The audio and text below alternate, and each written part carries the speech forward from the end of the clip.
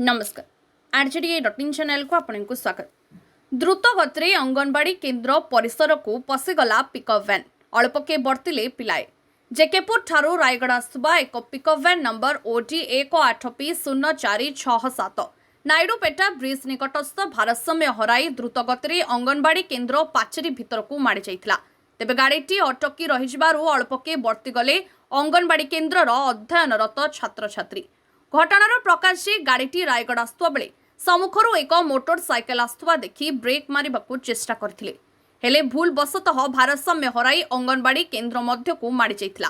सेठारु driver गाड़ी छाड़ी फेरार होई जाइथिबा देखिबाकू मिलिछि।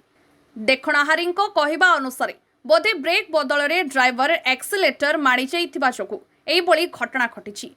तेबे कोनोसी जीवन हानि होई नथिबा जणा पड़िछि। खबर पाई चांदिली पुलिस घटनास्थल में पहुंचथिले।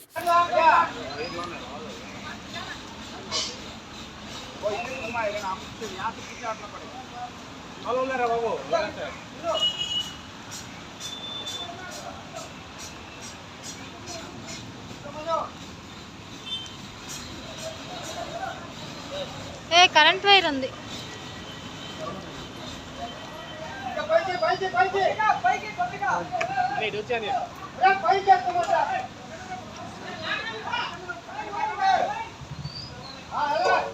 వైర్ తెయిపోయి